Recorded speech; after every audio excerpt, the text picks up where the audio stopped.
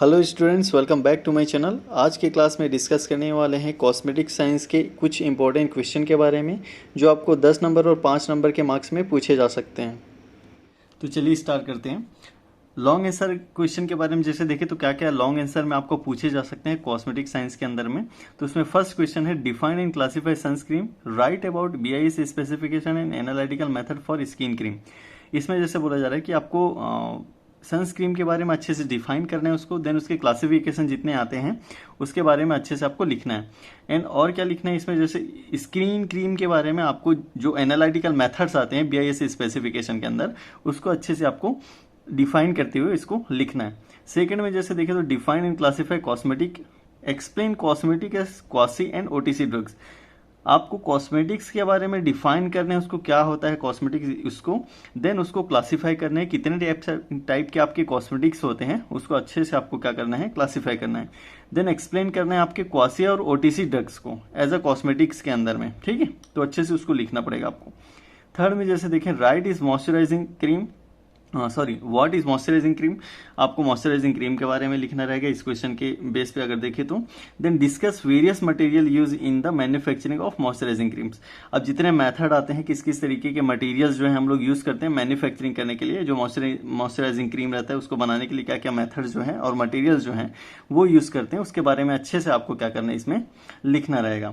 Fourth में जैसे देखें, discuss the structure and function of the skin with labelled diagram. अब इसमें क्या करना है, अच्छे से आपको एक स्किन का स्ट्रक्चर बनाना है, देन उसके फंक्शन के बारे में अच्छे से आपको क्या करना रहेगा इसमें, उसको डिस्कस करना रहेगा उसके लेबल्ड डायग्राम के साथ में, ठीक है। नेक्स्ट जैसे देखें तो इसमें फिफ्थ नंबर है आपका, compare vanishing cream, cold cream and moisturising cream. अब इस तरीके के क्वेश्चन भी आपको 10 नंबर में पूछ सकते हैं। साथ में आपके कई सारे और क्रीम्स आते हैं, सनस्क्रीन आते हैं, उसको भी इसमें क्या कर सकते हैं, पूछ सकते हैं, ठीक है। कंपेयर करने के लिए बोला जा सकता है। सिक्स नंबर में जैसे देखें तो discuss the raw materials use in the formulation of hair care cosmetics products. अब इसमें क्या क्या रॉ मटेरियल्स हम लोग जब हेयर केयर प्रोडक्ट्स जो है बनाते हैं तो यूज करते हैं, उसके फॉर्मुलेशन के बारे में अच्छे से आपको क्या करना रहेगा इसमें डिस्कस करना रहेगा। तो ये हो गया आपके कि किस तरीके से लॉन्ग आंसर पूछे जा सकते हैं आपके कॉस्मेटिक्स के अंदर में। ऐसा नहीं है कि ये जो लिखा है क्वेश्चन वही पूछेगा, इसमें से आपको 5 नंबर के भी पूछे जा सकते हैं। अगर छोटे छोटे पार्ट में इसको डिवाइड करके 5 नंबर में भी ये क्वेश्चन जो है वो रिपीट हो सकता है। अगर इस तरीके के क्वेश्चन आते हैं तो आपको कैसे लिखना है ये सब चीजें आपको इसमें से मिल जाएगा, ठीक है, और इसमें से आप लोग अच्छे से समझ पाएंगे। अब इसमें जैसे देखें तो शॉर्ट आंसर टाइप क्वेश्चन में अगर देखते हैं कि क्या क्या शॉर्ट आंसर में आपको पूछे जा सकते हैं 5 नंबर के अंदर में, तो define classify right application of preservatives. आपको प्रिजर्वेटिव के बारे में अच्छे से क्लासिफाई करना रहेगा, अच्छे से उसको अच्छे से डिफाइन करना रहेगा, ठीक है।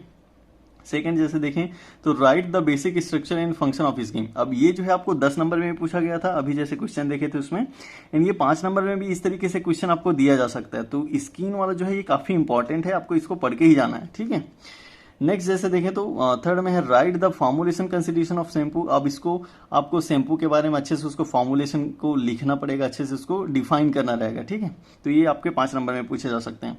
फोर्थ नंबर में जैसे देखें, right 2 formula for cold cream with their method of preparation. अब इसमें जैसे बोला जा रहा है कि 2 फार्मूला के बारे में, 2 टाइप के फार्मूलास होंगे इसमें कोल्ड क्रीम को बनाने के लिए, तो उन फार्मूला को अच्छे से मेथड ऑफ प्रिपरेशन के साथ में आपको लिखना रहेगा। फिफ्थ नंबर में जैसे देखे तो discuss the benefit of Neem and clove in oral cares. अब इसमें आपके ओरल केयर के अंदर में जैसे देखे नीम और क्लोव के बेनिफिट्स क्या क्या हैं, इसको अच्छे से आपको डिफाइन करने रहेंगे। 6 नंबर में देखें तो explain cosmetic and cosmetical application of clove. अब इसमें क्लोव, तो ये वाला पॉइंट जो है, ये वाला जो पार्ट है आपके लिए काफी इंपॉर्टेंट रहता है, क्योंकि 2 टाइप से इसको पूछ दिया गया है, ठीक है। इसमें जैसे देखें तो इसको आपके क्लोव के बारे में एप्लीकेशंस लिखें कॉस्मेटिकल्स और कॉस्मेटिक्स के अंदर, कि कॉस्मेटिक्स के अंदर आपके क्लोव के क्या क्या यूजेस या फिर एप्लीकेशंस आ सकते हैं। कॉस्मेटिकल के अंदर में अगर क्लोव के बारे में देखें तो क्या क्या एप्लीकेशंस और यूजेस जो है हम देख सकते हैं, तो इसके बारे में आपको लिखना है। 7th में जैसे देखें, what are different type of blemish, give reason. अब ये जो ब्लेमिश है इसका किस तरीके से हम लोग यूज करते हैं और क्यों यूज करते हैं, इस रीजन को आपको देना है। तो क्या क्या टाइप के ब्लेमिश है इसको अच्छे से डिफाइन करना है, साथ में क्यों हम यूज करते हैं, क्या जरूरत है ब्लेमिशिंग का, इसको आपको अच्छे से लिखना है।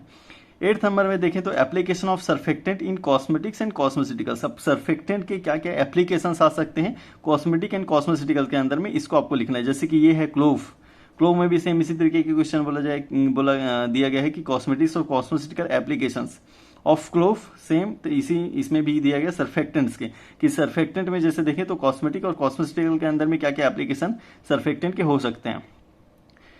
9th में जैसे देखें तो इसमें बोल रहा है कि डिफाइन एसपीएफ, आपको सन प्रोटेक्टिंग फैक्टर को अच्छे से डिफाइन करना है। Write any one method to measure SPF, अब इसमें आपको एसपीएफ को किस तरीके से हम मेजर करते हैं उसमें से किसी एक मेथड को अच्छे से आपको डिफाइन करना है। 10th नंबर में देखें तो classify organic sunscreen with example, आपको ऑर्गेनिक सनस्क्रीन के बारे में इसको क्लासिफिकेशन को अच्छे से डिफाइन करना है, साथ में उसके एग्जाम्पल को भी अच्छे से उसमें लिखने हैं।